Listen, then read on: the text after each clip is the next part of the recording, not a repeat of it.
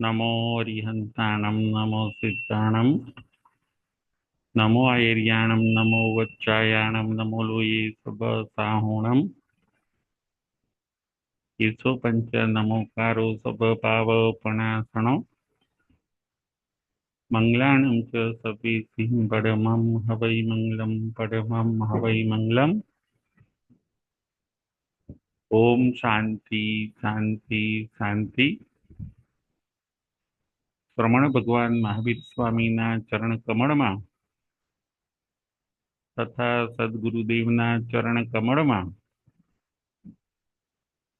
कारी सर्व संत सतीजीना चरण कमळમાં આપણા સૌના ભાવપૂર્વક અવિરામ કોટી કોટી વંદન।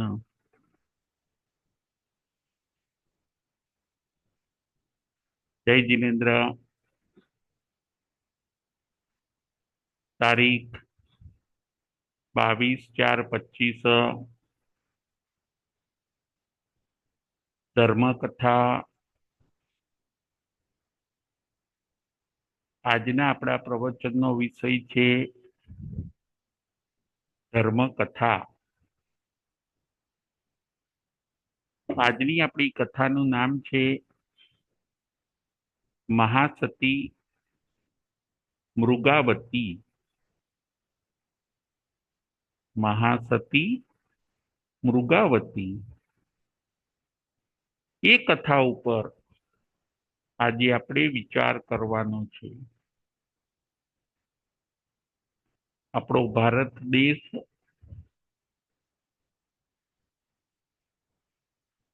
ઋષિ પ્રધાન અને કૃષિ પ્રધાન છે। ભારત દેશની અંદર જેમ સંતો મહંતો અને ઋષિઓ થઈ ગયા એવી જ રીતે આપણા ભારત દેશની અંદર સતીઓ પણ થઈ ગયા। સતને પકડી રાખે એનું નામ સતી। સત એટલે સત્ય, સત એટલે સાચું। જે પકડી રાખે એનું નામ સતી। ભારત દેશ સતી અને મહાસતીનો પણ દેશ છે। એક એક વીરાંગનાઓ થયા છે જેણે આપણને આદર્શો આપ્યા છે, જેણે આપણને જીવન જીવવાનું માર્ગદર્શન આપ્યું છે। નારી જગતને જો કોઈ પ્રેરણા આપતું હોય તો એ છે સતીઓના જીવન, મહાસતીઓના જીવન। નારીએ શું શું કરવું જોઈએ, નારીમાં કેવા ગુણો હોવા જોઈએ, એ બધી વસ્તુઓ આપણને સતીઓના જીવનમાંથી જોવા મળે છે। એમાંથી પ્રેરણા લઈને એક સરસ જીવન આપણે પણ બનાવવું જોઈએ। આજની આપણી કથાનું નામ છે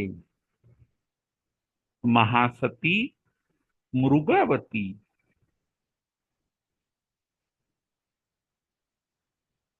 એમને ઘણા કષ્ટ પડે છે, ઘણી તકલીફો આવે છે। નાની ઉંમરમાં વિધવા બને છે, પુત્રને મોટું કરે છે, પુત્રને રાજગાદીએ બેસાડે છે, રાજમાતા બને છે। છેલ્લે ભગવાન મહાવીર સ્વામી પાસે દીક્ષાને અંગીકાર કરે છે। મહાસતી મૃગાવતી કોના પુત્રી હોય છે, કોના પત્ની હોય છે, એમના પુત્રનું નામ શું હોય છે, વગેરે જીવન આજે આપણે જોઈશું। મહાસતી મૃગાવતી ચીડા રાજાના પુત્રી હોય છે. ચીડા રાજા એમને 7 પુત્રીઓ હોય છે અને એમાંના એક હોય છે મૃગાવતી. ચીડા રાજા ભગવાન મહાવીર સ્વામીના પરમ ભક્ત હોય છે. ચીડા રાજા ખૂબ ધર્મિષ્ઠ રાજા હોય છે અને એવા ચીડા રાજાને 7 પુત્રીઓ હોય છે. એમાંના એક પુત્રી છે મૃગાવતી. ચીડા રાજા ભગવાન મહાવીરના ભક્ત હોય છે, એના કારણે બચપનથી 7 પુત્રીઓ પણ ધર્મને પામ્યા હોય છે. ચીડા રાજા ભગવાન મહાવીર સ્વામી પાસે જાય તો એમની સાથે 7 પુત્રીઓ ભગવાન મહાવીર સ્વામી પાસે જાય, દર્શન વંદન કરે, ભગવાનની દેશના સાંભળે. 7 પુત્રીઓ ખૂબ કેળવાયેલી હોય છે. 7 પુત્રીઓ ખૂબ નમ્ર, વિનમ્ર, ધર્મિષ્ઠ, સદાચારી અને સંસ્કારી હોય છે. એમાંના એક મૃગાવતી.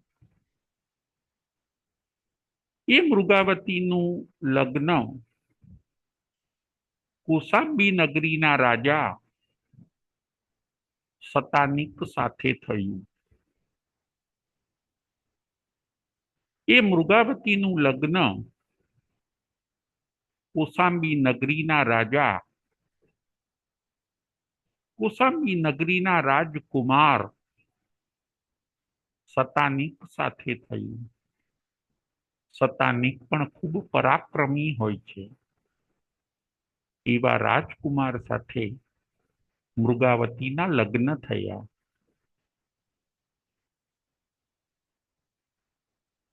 મૃગાવતીની માતા મૃગાવતીને લગ્ન થયા પછી શિખામણ આપે છે કે બેટા હવે તારે સાસરીએ જવાનું છે, અજાણ્યા માણસો વચ્ચે રહેવાનું છે, તું બધાની સાથે સંપીને રહેજે. તારું સાચું ઘર એ સાસરિયું છે. દૂધમાં સાકર ભળે એવી રીતે તું તારા સાસરિયામાં ભળી જજે. પતિનો પડછાયો થઈને તું રહેજે. સાસુ સસરાની સેવા કરજે. દેરાણી અને જેઠાણીઓની સાથે તું બહેન જેવો વ્યવહાર કરજે. મૃગાવતીની માતા મૃગાવતીને શિખામણ આપે છે અને દરેક પરિસ્થિતિમાં તું ધર્મ, શીલ અને સંસ્કારને સાચવજે. શીલ, સંસ્કાર અને ધર્મ એ જ નારીના સાચા આભૂષણ છે. બેટા, તું ઉભય કુળને અજવાળજે. મૃગાવતીને માતા શિખામણ આપે છે. દાઈજાની સાથે સુસંસ્કારો પણ લઈને મૃગાવતી સ્વસુર જાય છે. સાસરે જઈને આ મૃગાવતી પણ આપેલી માતાની શિખામણને યાદ રાખે છે અને સાસરિયાની અંદર આ મૃગાવતી ભળી જાય છે. બધાને પોતાના બનાવે છે. હળી મળીને સંપથી અને સ્નેહથી રહે છે. રાજા અને રાણી કોઈ વાતની કમી નહીં. એમનું જીવન બંનેનું સુખી છે. સતાનિક રાજા અને મૃગાવતી રાણી એ બંને એમના સંસારી જીવનમાં સુખી છે અને એમને એક પુત્ર રત્નની પ્રાપ્તિ થાય છે. મૃગાવતી એક પુત્રને જન્મ આપે છે અને એ પુત્રનું નામ પાડ્યું ઉદયન. એ પુત્રનું નામ પાડે છે ઉદયન. ઉદયન થોડો મોટો થાય છે. આખા રાજમહેલની અંદર આનંદ આનંદ છે. સૌ કોઈ પુત્ર મહોત્સવ ઉજવે છે. પરિવારની અંદર ખુશી છે. પરંતુ ક્યારેક સુખ અને દુઃખ, ક્યારેક ચડતી અને પડતી આવ્યા કરે છે. હવે જુઓ, આગળની વાત જાણવા જેવી અને સમજવા જેવી છે. એક ચિત્રકાર આવે છે. ચિત્રકાર એટલે પેઇન્ટર. જાત જાતના પેઇન્ટર બનાવે, જાત જાતના પેઇન્ટિંગ બનાવે, આબેહૂબ ચિત્ર બનાવે. એ ચિત્રકાર સતાનિક રાજાને મળે છે.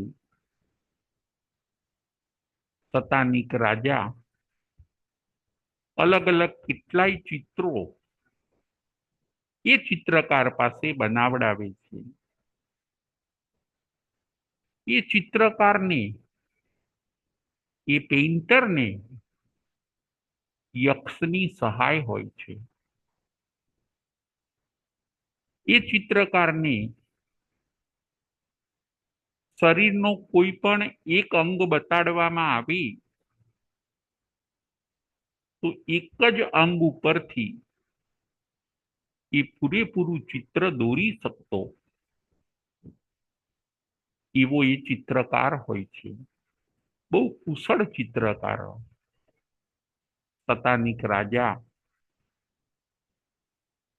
જે મૃગાવતીના પતિ છે એ અનેક ચિત્રો દોરાવે છે પોતાની ચિત્રશાળાની અંદર. એમાં મૃગાવતીનું ચિત્ર દોરાવે છે. સતાનિક રાજા પોતાની રાણી મૃગાવતીનું પણ ચિત્ર દોરાવે છે ચિત્રકાર પાસે. ચિત્રકાર મૃગાવતીનું ચિત્ર બનાવે છે આબેહૂબ. મૃગાવતી જોઈ લો, સહેજ પણ ચિત્રની અંદર કમી નહીં, પિક્ચરની અંદર સહેજ પણ ઉણપ નહીં. સતાનિક રાજા મૃગાવતીનું ચિત્ર જુએ છે અને અચંબો પામી જાય છે કે સર્વાંગ સુંદર એવી મૃગાવતીનું ખરેખર આ ચિત્રકારે બહુ સરસ ચિત્ર બનાવ્યું છે. અને મૃગાવતી હોય છે પણ એવા જ રૂપ રૂપનો ભંડાર, ગુણ ગુણનો ભંડાર એવા હોય છે મૃગાવતી. જે મૃગાવતીને એકવાર જોવે પછી જોતા જ રહી જાય. અપાર સૌંદર્ય અને અથાક રૂપ મૃગાવતીમાં હોય છે. સતાનિક રાજાને એમ થયું કે ફરીવાર આ ચિત્રકાર મૃગાવતીનું ચિત્ર ન બનાવે અને કોઈને બતાવે નહીં, એટલા માટે મારે આ ચિત્રકારનો અંગૂઠો કપાઈ નંખાવવો જોઈએ. જુઓ, સતાનિક રાજા ચિત્રકારને દુઃખ આપે છે. એમને એમ થયું કે મૃગાવતીનું ફરીવાર ચિત્ર ન બનાવે એટલા માટે હું આનો અંગૂઠો કપાઈ નંખાવું, જેથી એ બીજી વાર મૃગાવતીનું ચિત્ર બનાવે નહીં અને કોઈ રાજાને બતાવે નહીં. એ ભયના કારણે એ પોતે સતાનિક રાજા ચિત્રકારનો અંગૂઠો કપાઈ નંખાવે છે. ચિત્રકાર દુખી થઈ ગયો કે મને બક્ષિસ આપવાના બદલે, મને માન સન્માન આપવાના બદલે મને સતાનિક રાજાએ આવું કર્યું. દુખી થઈ ગયો. અંદર વેરની ગાંઠ બંધાઈ ગઈ. ચિત્રકારને સતાનિક રાજા પ્રત્યે વેરની ગાંઠ બંધાઈ ગઈ કે હું પણ હવે તમને નુકસાન કરીશ. હું પણ કંઈ કમ નથી. જોઈ લો હવે હું તમને શું નુકસાન કરું છું.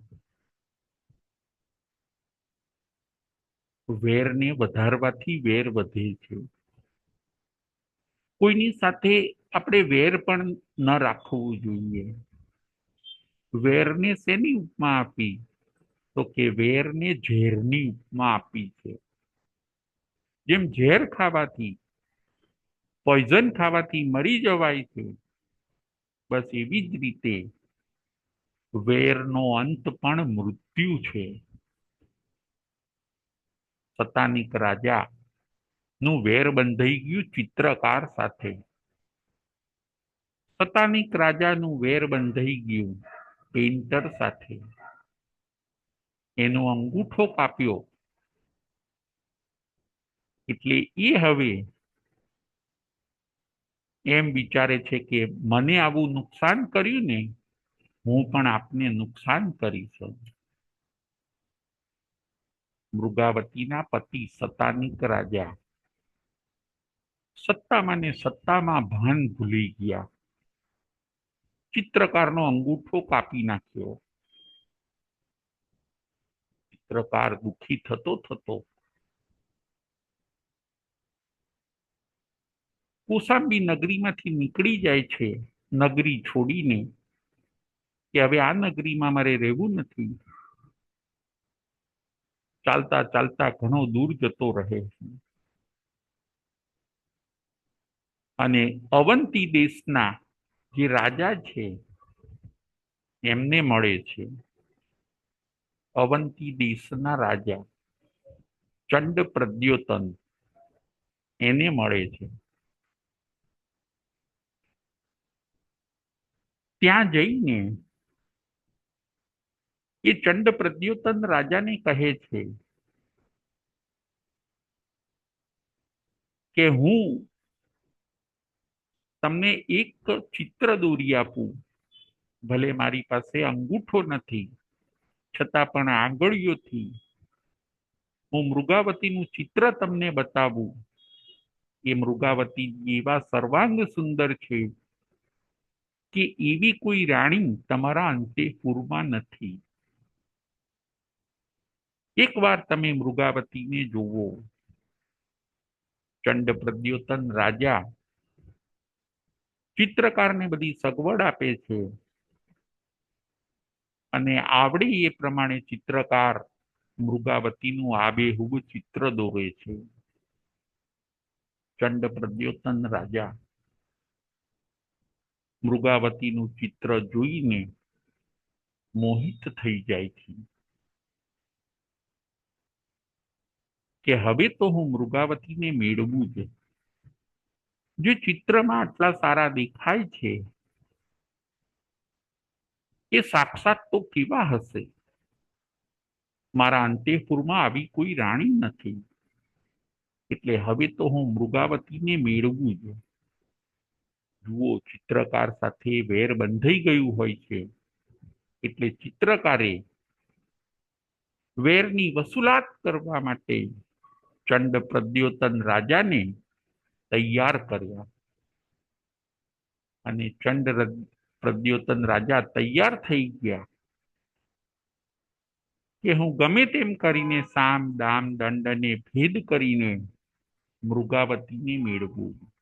હોનહાર બલવાન, જે બનવાનું હોય છે એ બને છે. મુશ્કેલીને આપણે ટાળવા માટે પ્રયત્ન કરીએ, પરંતુ જો નસીબમાં મુશ્કેલી હોય તો આવી જ છે. અવંતી દેશના રાજા ચંડ પ્રદ્યોતન પોતાના દૂતને મોકલે છે કોસાંબી નગરી, અને ત્યાંના સતાનિક રાજાને કહેવડાવે છે. દૂત કોસાંબી નગરી જાય છે, જઈને સતાનિક રાજાને મળે છે. સતાનિક રાજા પૂછે છે, કેમ આવ્યા છો તમે? તો કે હું અવંતી દેશના ચંડ પ્રદ્યોતન રાજાનો દૂત છું. એમણે કહેવડાવ્યું છે કે તમારી રાણી મૃગાવતીને એમની સેવામાં હાજર કરો. અમારા રાજા ચંડ પ્રદ્યોતને કહેવડાવ્યું છે કે તમારી રાણી જે મૃગાવતી છે એમને અમારા રાજા ચંડ પ્રદ્યોતનની સેવામાં હાજર કરો. જો હાજર નહીં કરો તો તમે યુદ્ધ માટે તૈયાર થઈ જાઓ. આ સાંભળીને સતાનિક રાજા ગુસ્સે થઈ જાય છે, લાલ ઘૂમ જેવા થઈ જાય છે. દૂતને કહે છે કે આ તું શું બોલે છે? તું દૂત છું એટલે ક્ષમાને પાત્ર છું, પરંતુ આ જગ્યાએ જો તારા રાજા હોત ચંડ પ્રદ્યોતન તો એમના મેં ધડ મસ્તક અલગ કરી દીધા હોત. મારી રાણી હું ચંડ પ્રદ્યોતન રાજાને સોંપતો હોઈશ, એ આજે પણ ન બની ને કાલે પણ ન બની.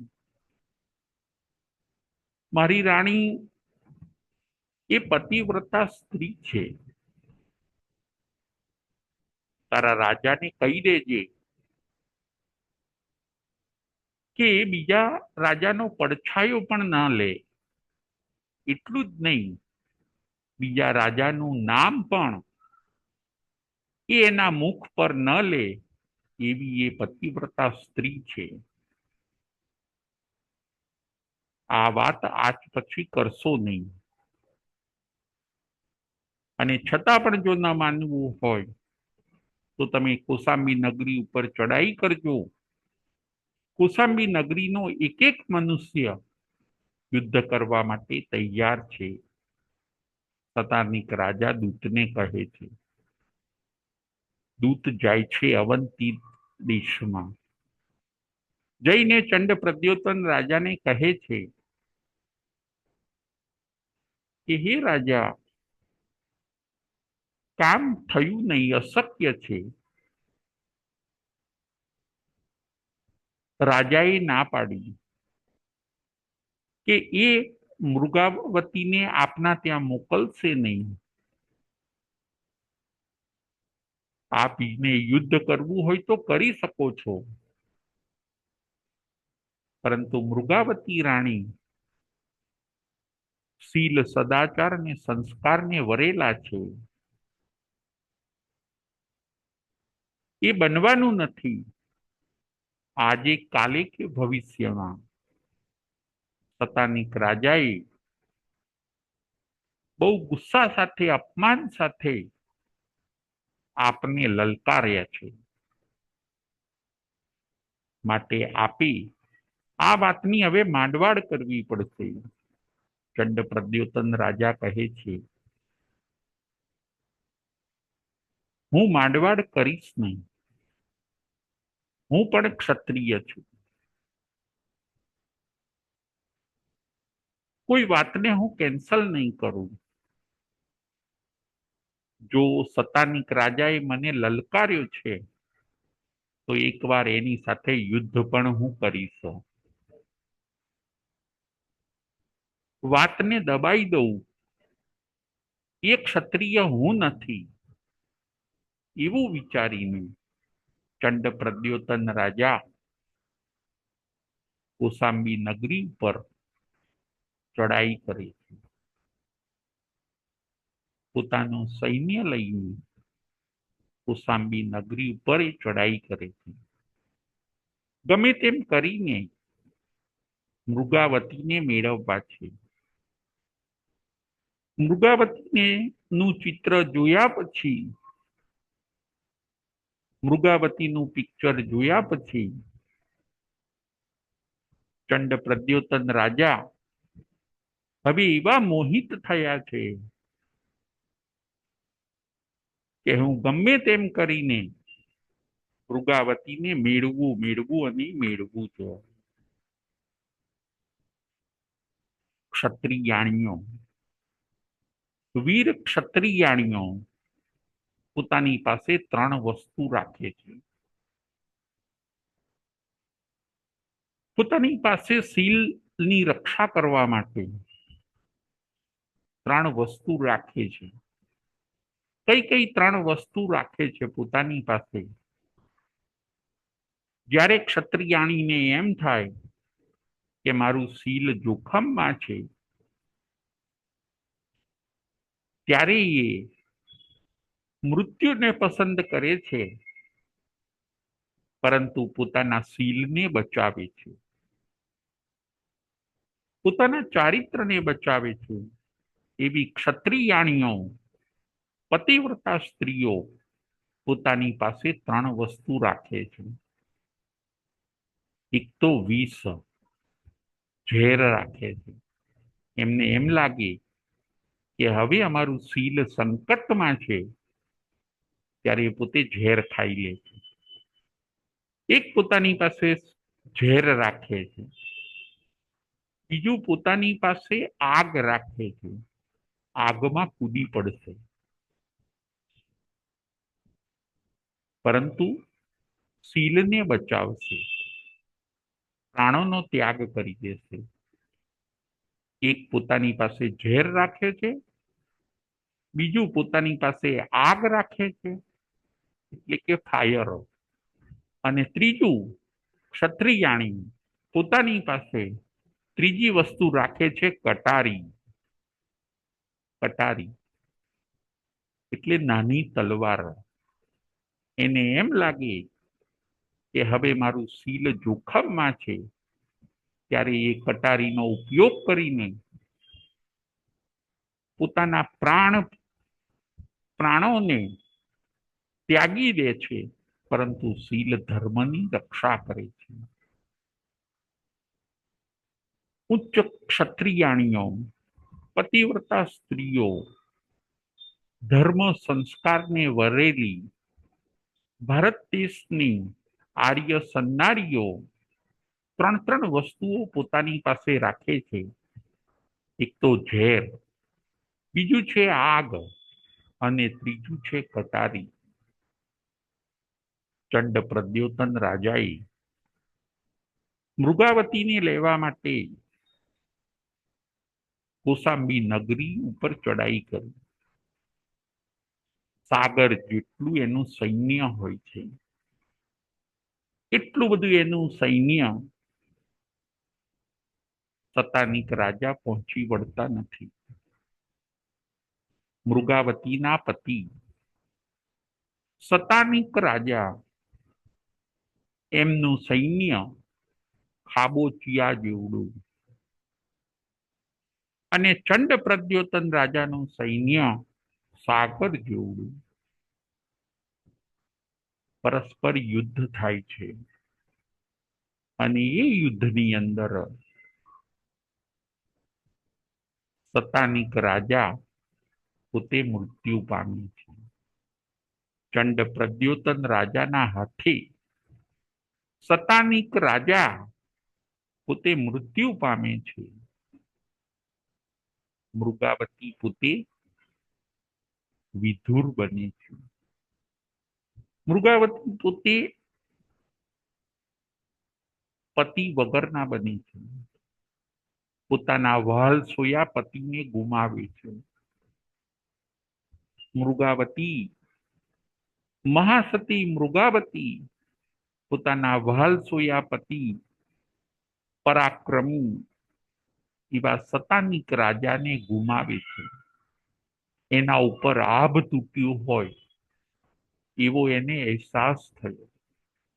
અરે રે, આ શું થઈ ગયું? મારા માથે આભ ફાટ્યું. એક ક્ષણમાં સ્વસ્થ બને છે. પુત્ર ઉદયન હજી નાનો છે. દરવાજા બંધ કરીને એ પોતે રાજમહેલની અંદર છુપાઈ જાય છે. ચંડ પ્રદ્યોતન રાજા હવે મને લઈ જશે.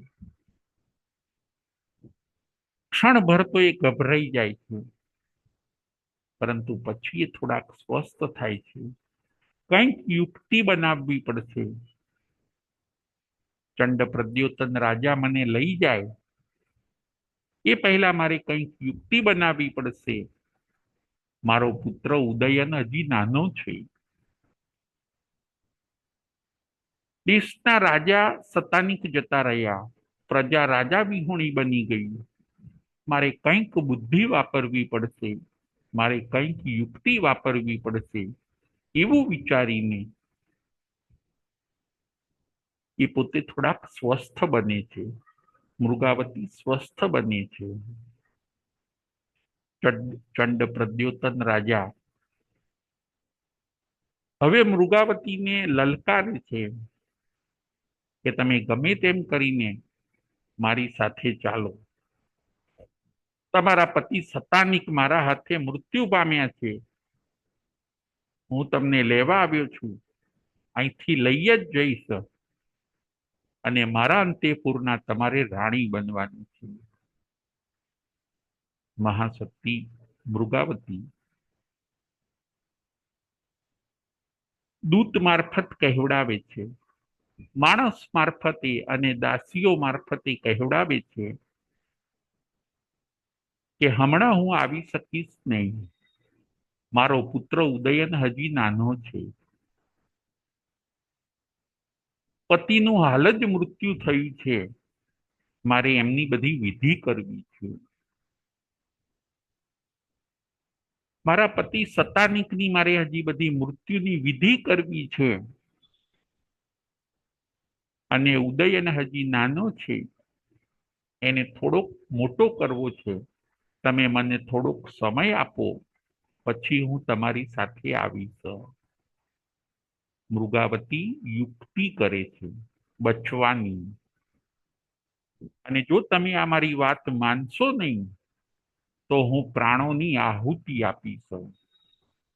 અને જો તમે આ મારી વાત માનશો નહીં તો હું પ્રાણોની આહુતિ આપીશ. તમારે આ બે વાત મારી માનવી પડશે. મારા પતિની મારે મૃત્યુની વિધિ કરવી છે અને ઉદયનને મારે મોટો કરવો છે. ચંડ પ્રદ્યોતન રાજા વિચારે છે કે સ્ત્રી હઠ, મૃગાવતી એની હઠ છોડશે નહીં. ભલે હું એને થોડો સમય આપું એમ વિચારીને પછી લઈ જઈશ. એમ વિચારીને ચંડ પ્રદ્યોતન રાજા કૌશાંબી નગરીમાંથી નીકળી જાય છે અને અવંતી જતા રહે છે. સંકટ ટળ્યું. કૌશાંબી નગરી ઉપરથી સંકટ ટળ્યું. ચંડ પ્રદ્યોતન રાજા ગયા. આ બાજુ પતિ વગરના થઈ ગયેલા મૃગાવતી પોતાના પતિની બધી વિધિ કરે છે. ઉદયનને મોટો કરે છે. મંત્રીઓની સાથે રહીને કૌશાંબી નગરીનું રાજ્ય સંભાળે છે. મૃગાવતી પોતે પતિવ્રતા સ્ત્રી હોય છે. મારા પતિનું રાજ્ય હેમખેમ રહે એવી પણ એની એક ભાવના હોય છે. એકનો એક પુત્ર, મોટો થઈને રાજગાદી સંભાળે એવી પણ એમની ભાવના હોય છે. એટલે એ પોતે મંત્રીઓની સાથે રહીને કૌશાંબી નગરીનું રાજપાટ પણ સંભાળે છે. આ બાજુ ઉદયનને અનેક કળાઓમાં નિપુણ કરે છે. પોતાના પુત્રને થોડો સમય જાય છે. ઉદયન મોટો થઈ જાય છે. ઉદયનને રાજા બનાવે છે. મૃગાવતીને એમ હોય છે કે ચંડ પ્રદ્યોતન હવે મને ભૂલી ગયા હશે, પરંતુ એવું હોતું નથી. ઘણો સમય નીકળી ગયા પછી હવે ચંડ પ્રદ્યોતનને પાછું યાદ આવી ગયું કે મૃગાવતીએ આવવાનું કહ્યું હતું, તો એ આવ્યા કેમ નહીં? મેં એમને થોડીક જે પછી આવવા માટે અનુકૂળતા કરી આપી હોય છે, અને આજે વર્ષો વીતી ગયા, એ કેમ આવ્યા નહીં? હજી ચંડ પ્રદ્યોતન રાજાની મૃગાવતી ઉપર મોહ હોય છે. મગજમાં એક વાર પાછું મૃગાવતીનું ચિત્ર આવી ગયું, પાછું ભૂલી શકતા નથી. મૃગાવતીને એમ હોય છે કે ચંડ પ્રદ્યોતન હવે મને ભૂલી ગયા છે, સારું થયું, સંકટ ટળ્યું. પરંતુ ના, ચંડ પ્રદ્યોતન રાજા ફરી વિચારે છે કે હું મૃગાવતીને કહેવડાવું અને અહીંયા બોલાવી લઉં. દૂતને મોકલે છે, એક પત્ર લખીને મોકલે છે, સાથે વસ્ત્ર અને આભૂષણો મોકલે છે કે તમારી સાથે જે પ્રમાણે વાત થઈ હતી એ પ્રમાણે મેં ઘણા વર્ષ તમને તમારું કામ કરવા દીધું. હવે તમે અહીંયા અવંતી દેશમાં આવી જાઓ. દૂતને મોકલે છે. દૂત જાય છે કૌશાંબી નગરી. રાજમાતા મૃગાવતીને જઈને મળે છે, પત્ર આપે છે, વસ્ત્રો પહેરવાના અને આભૂષણ આપે છે. મૃગાવતી પત્ર વાંચે છે. પત્ર વાંચતા જ મૃગાવતીને ઘણું દુઃખ થયું કે અરે રે, હજી આ ચંડ પ્રદ્યોતનનો મારા પ્રત્યેનો મોહ શાંત થયો નથી. પાછી આ મુશ્કેલી ક્યાંથી આવી ગઈ? હે ભગવાન, હજી કેટલી કસોટી બાકી છે મારી. મારા પતિને ગુમાવ્યા. પતિ વગર આજે હું પુત્રને મોટો કરું છું, રાજ્ય ચલાવું છું, હિંમત રાખીને માંડ માંડ જીવીએ છીએ. ત્યાં પાછું આ ચંડ પ્રદ્યોતન ની ટપાલ આવી. ચંડ પ્રદ્યોતનનો પત્ર આવ્યો. પત્ર વાંચીને એમાં બધું લખ્યું હોય છે કે તમે હવે મારા ત્યાં આવી જાઓ. જો નહીં આવો તો પછી આ ચંડ પ્રદ્યોતન જે ધારે છે એ કરી શકે છે. મૃગાવતી પતિવ્રતા સ્ત્રી હોય છે. એમણે પત્રને દૂતના દીકતા જ ફાડી નાખ્યો. પત્રના ટુકડે ટુકડા કરી દીધા કે આ પત્ર મને વાંચવો પણ કલ્પતો નથી. મારા પતિ સિવાય હું બીજાની ઈચ્છા પણ ન કરી શકું. અને જે વસ્ત્રો કિંમતી અને આભૂષણો હોય છે એને લાત મારીને મૃગાવતી ફેંકી દે છે કે તમે ચંડ પ્રદ્યોતન રાજાને જઈને કહેજો કે હું મૃત્યુને સ્વીકારીશ, પરંતુ હું બીજા પતિ તરીકે ચંડ પ્રદ્યોતનને સ્વીકારી નહીં શકું. મારે મારો ધર્મ છોડવો નથી. મારા જે વ્રત છે એ મારે છોડવા નથી, માટે ક્યારેય પણ આ વિચાર ચંડ પ્રદ્યોતન કરે નહીં. ચંડ પ્રદ્યોતન તો શું, દેવલોકના દેવ પણ મારા ઉપર મોહિત થઈ જાય અને મારી માગણી કરે, છતાં પણ હું શીલ વ્રતને ખંડિત કરવા માંગતી નથી. આ મૃગાવતી કાલે પણ એ જ હતી, આજે પણ એ જ છે અને ભવિષ્યમાં પણ એ જ રહેવાની છે. દૂતને પાછો મોકલે છે. દૂત જઈને ચંડ પ્રદ્યોતન રાજાને કહે છે કે તમારો પત્ર તો ફાડી નાખ્યો. તમે આપેલા કિંમતી વસ્ત્રો અને આભૂષણોને પગથી લાત મારીને ફેંકી દીધા. દૂત પણ રાજાને સમજાવે છે કે હે રાજા, એ પતિવ્રતા સ્ત્રી છે. પર નારીના મોહમાં આપ શા માટે કલંકિત થાવ છો? એનાથી, પર નારીના મોહથી આપણું કુટુંબ કલંકિત બને છે અને આપણો અપયશ થાય છે. દૂત પણ ચંડ પ્રદ્યોતન રાજાને સમજાવે છે. પર નારીનો આપણે વિચાર પણ ન કરવાનો હોય. સ્વદાર સંતોષીએ વ્રતને તમે અપનાવો. તમારા અંતઃપુરમાં ક્યાં રાણીઓની ખોટ છે? જે મળ્યું છે એમાં તમે સંતોષ માનો.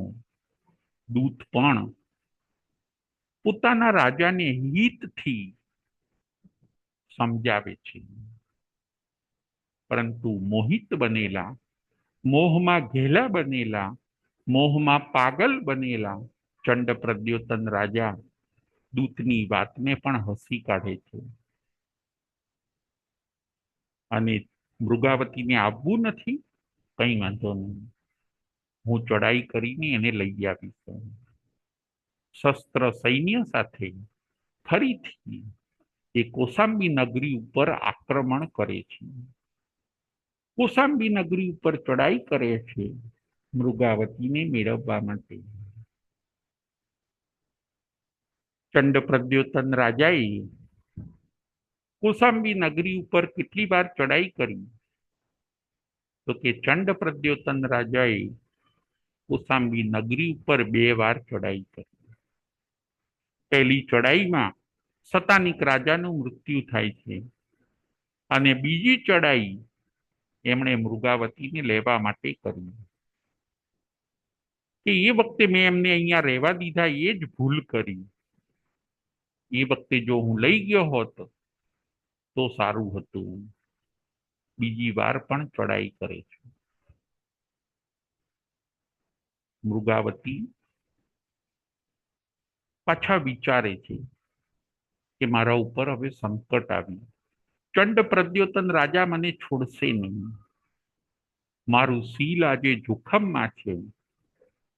હવે કરવું શું? ચંડ પ્રદ્યોતન રાજાનું એટલું બધું સૈન્ય કે એમને હરાવવા મુશ્કેલ છે. હવે એ કોઈ વાત માનવા તૈયાર થશે નહીં. એકવાર મારી વાત માની, પરંતુ આ વખતે હવે વાત માનશે નહીં. થોડા ગભરાઈ જાય છે. મૃગાવતી પણ પાછા સ્વસ્થ થાય છે. પ્રજાજનોને કહે છે કે કોસાંબી નગરીના ચારે બાજુના દરવાજા બંધ કરી દો. કોસાંબી નગરીના જે ચારે બાજુના દરવાજા છે એ બંધ કરી દો. કોઈ બહાર જશો નહીં અને બહાર છે એમને કોઈએ અંદર આવવાનું નહીં. અને બધા આપણે ઈશ્વર સ્મરણ કરીએ. બચપનથી મૃગાવતી ચીડા રાજા પાસે ધર્મ શીખેલા હોય છે. આ કથામાંથી એક વસ્તુ એ પણ આપણને શીખવા મળે છે કે બચપનમાં જો આપણે ધર્મ શીખેલા હોઈએ તો એ ધર્મ આપણે મોટા થઈએ અને જ્યારે મુશ્કેલીઓ આવે ત્યારે એ ધર્મ આપણને કામમાં લાગે છે. હવે કોનું શરણ લઉં? મૃગાવતી એમ વિચારે છે. કૌશાંબી નગરીની ચારે બાજુ ચંડ પ્રદ્યોતન રાજાનું સૈન્ય હણહણી રહ્યું છે. દરવાજો ખુલે એટલી જ વાર છે. કોઈ પણ દરવાજો ખુલે, સૈન્ય કૌશાંબી નગરીમાં પ્રવેશવા માટે કટિબદ્ધ છે. 1 દિવસ, 2 દિવસ અને 3 દિવસ. કૌશાંબી નગરીની બહાર કોઈ આવે નહીં અને કોઈ જાય નહીં. કૌશાંબી નગરીના ચારે બાજુના દરવાજા, ગેટ જડબે સલાક બંધ છે.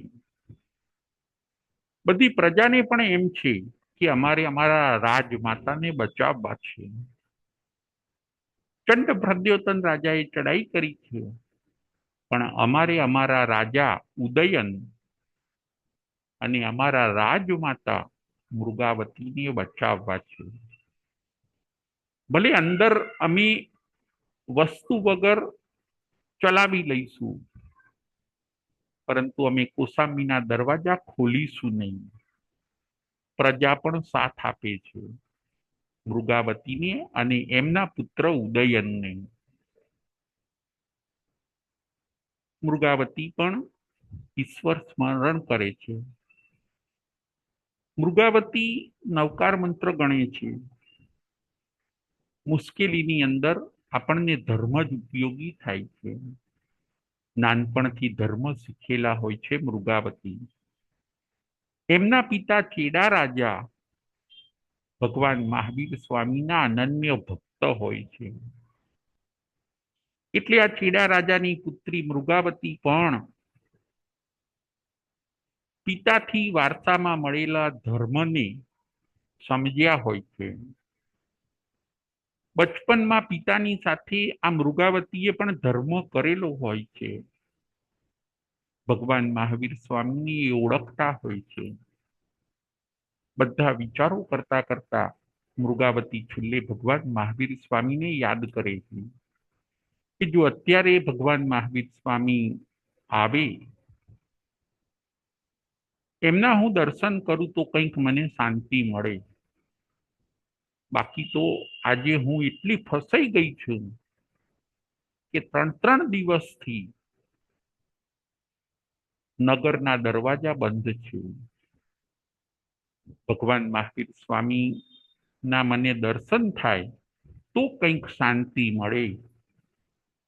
ભગવાન મહાવીર સ્વામીના દર્શન થાય તો કંઈક મારા જીવને શાંતિ મળે. બાકી આજે જીવ ક્યાંય લાગતો નથી. આજે ચારે બાજુ મુશ્કેલી દેખાય છે. આખી કૌશાંબી નગરીને એની બધી પ્રજા મુશ્કેલીમાં છે. ભગવાન મહાવીર સ્વામીના દર્શન કરું તો કંઈક મને શાંતિ થાય. એમ વિચારીને એ પોતે નવકાર મંત્ર ગણે છે. મૃગાવતી પોતે અત્યારે હવે નવકાર મંત્ર સિવાય બીજું કોઈ શરણ નથી, એટલે એ પોતે નવકાર મંત્ર ગણી અને ભગવાન મહાવીર સ્વામીને યાદ કર્યું.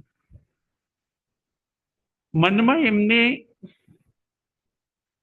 નિર્વેદ ભાવ આવી ગયો. મનમાં એમને જબરજસ્ત વૈરાગ્ય આવી ગયો કે મારા રૂપે મને કેટલી બધી મુશ્કેલીમાં મૂકી દીધી. મૃગાવતી ખૂબ રૂપાળા હોય છે, એટલે પોતે વિચારે છે કે મારા રૂપે મને કેટલી બધી મુશ્કેલીમાં મૂકી દીધી. રૂપના કારણે મૃગાવતીના જીવનમાં 4 મુશ્કેલી આવે છે.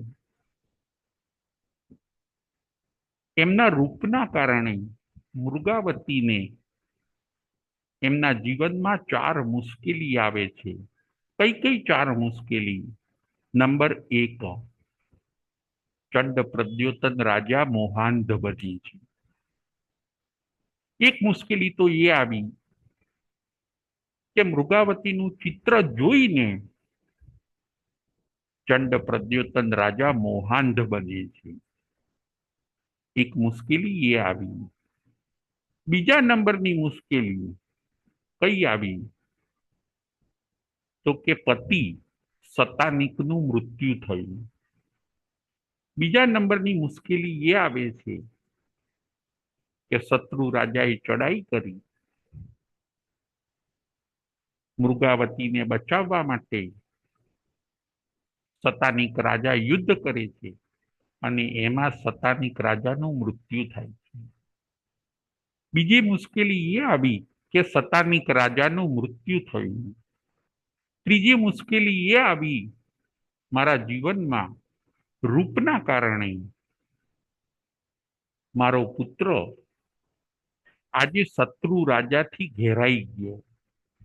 મારો પુત્ર જે નાની ઉંમરે મેં રાજગાદીએ બેસાડ્યો છે એ આજે શત્રુ રાજાથી ઘેરાઈ ગયો. એ ત્રીજી મુશ્કેલી આવી. અને ચોથી મુશ્કેલી એ આવી રૂપના કારણે. ચોથી મુશ્કેલી એ આવી કે કૌશાંબી નગરીની પ્રજા આજે મુશ્કેલીમાં મુકાઈ ગઈ. કૌશાંબી નગરીની પ્રજા આજે બધી 3-3 દિવસથી મુશ્કેલીમાં મુકાઈ ગઈ. મારા રૂપના કારણે 4 મોટી મુશ્કેલીઓ આવી. નંબર 1 ચંડ પ્રદ્યોતન રાજા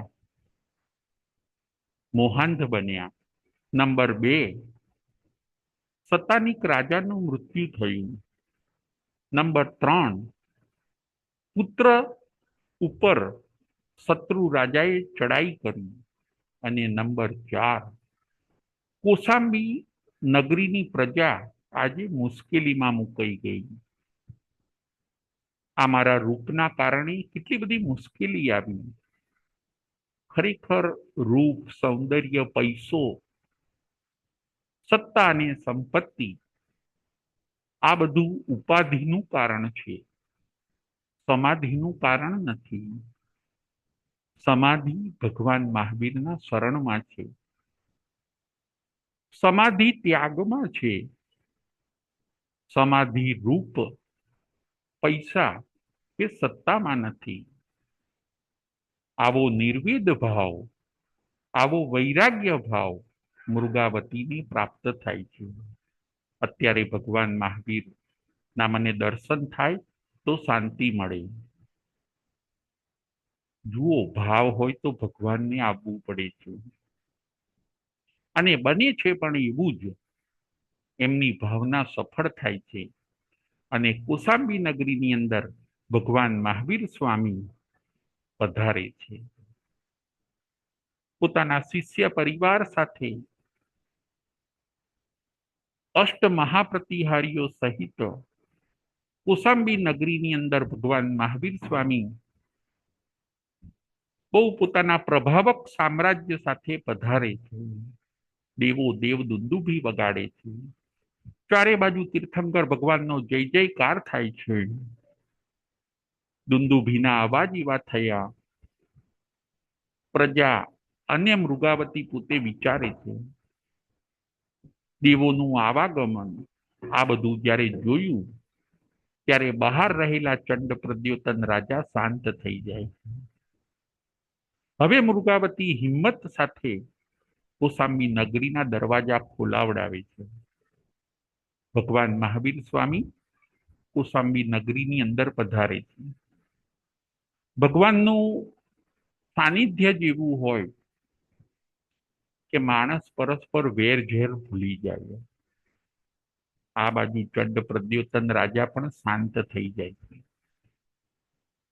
ભગવાન મહાવીર સ્વામી પોતાના અનેક શિષ્ય પ્રશિષ્યો સાથે જ્યારે કૌશાંબી નગરીમાં પ્રવેશ કરે છે, દેવો, મનુષ્યો, રાજાઓ, મહારાજાઓની સાથે એમના અતિશયોક્તિ યુક્ત તીર્થંકર પરમાત્માને ની જ્યારે પધરામણી થાય છે ત્યારે આ બધું સામ્રાજ્ય જોઈને ચંડ પ્રદ્યોતન રાજા શાંત થઈ જાય છે.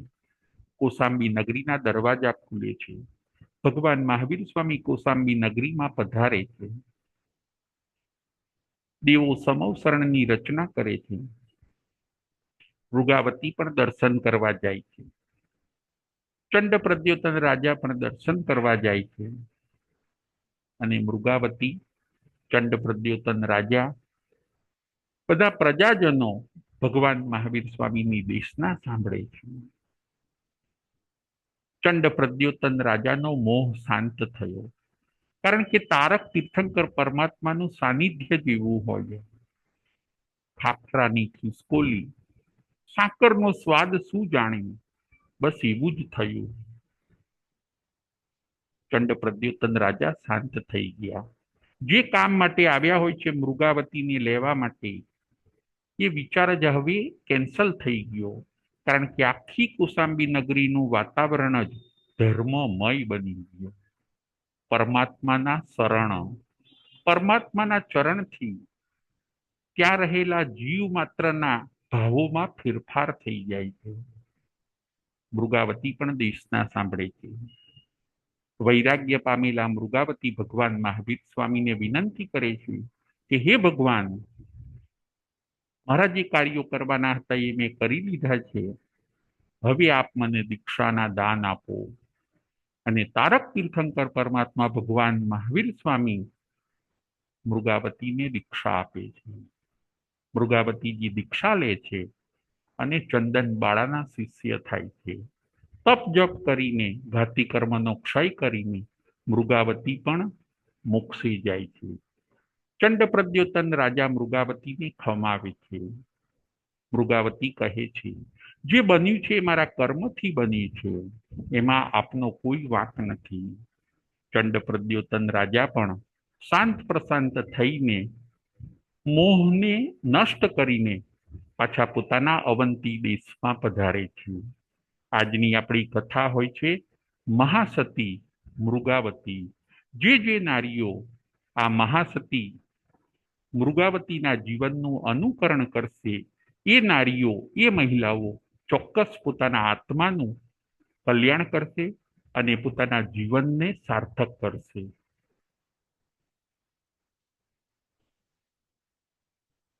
પ્રશ્નોત્તરી.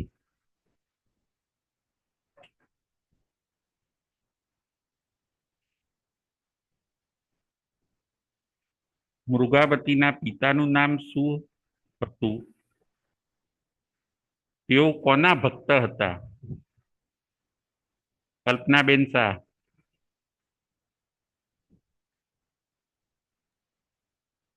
જય જીનેન્દ્ર. જય જીનેન્દ્ર. મૃગાવતી ચેડા રાજાની પુત્રી હતા અને હમ, ભગવાન મહાવીર સ્વામીના પરમ ભક્ત હતા. બહુ સરસ. બીજો પ્રશ્ન, ચીડા રાજાને કેટલી પુત્રીઓ હતી? સુધીરભાઈ શાહ.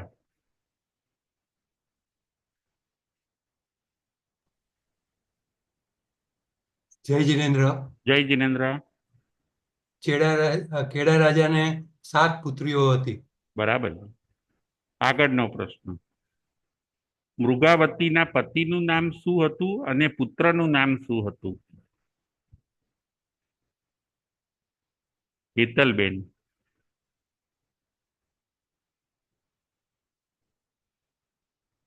મૃગાવતીના પતિનું નામ શું હતું? મૃગાવતીના પતિનું નામ, હા બોલો.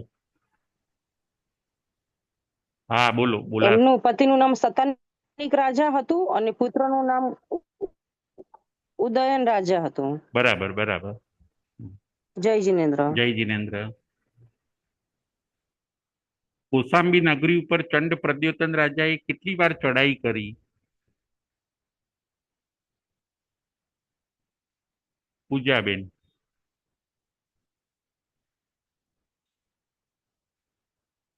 જય જીનેન્દ્ર.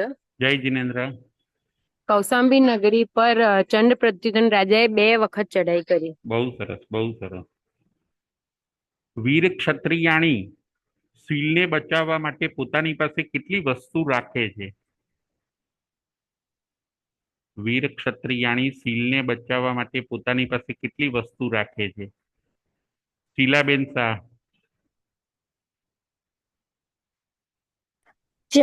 જય જીનેન્દ્ર સાહેબ. જય જીનેન્દ્ર. ક્ષત્રિયાણી 3 વસ્તુઓ રાખે છે: વિષ, આગ અને કટારી. બહુ સરસ, બહુ સરસ. હવે આગળ. કઈ 4 મુશ્કેલી આવી? પોતાના રૂપના કારણે કઈ 4 મુશ્કેલી અ, મૃગાવતીના જીવનમાં આવી? સુધીરભાઈ શાહ.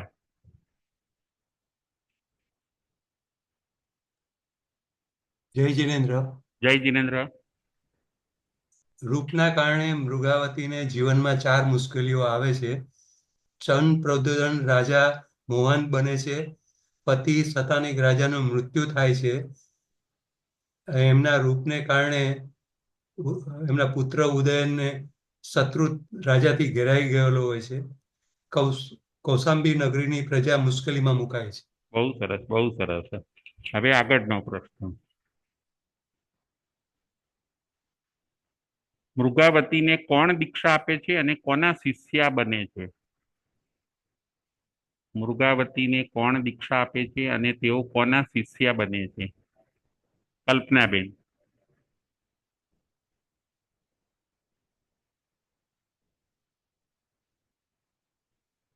કલ્પનાબેન. જય જીનેન્દ્ર. જય જિનેન્દ્ર. મૃગાવતીને ભગવાન મહાવીર સ્વામી દીક્ષા આપે છે અને તે ચંદન બાળાના શિષ્ય બને છે. બહુ સરસ, બહુ સરસ. હવે છેલ્લો પ્રશ્ન. અત્યારે મૃગાવતીજી ક્યાં છે? અત્યારે મૃગાવતીજી ક્યાં છે? પૂજાબેન.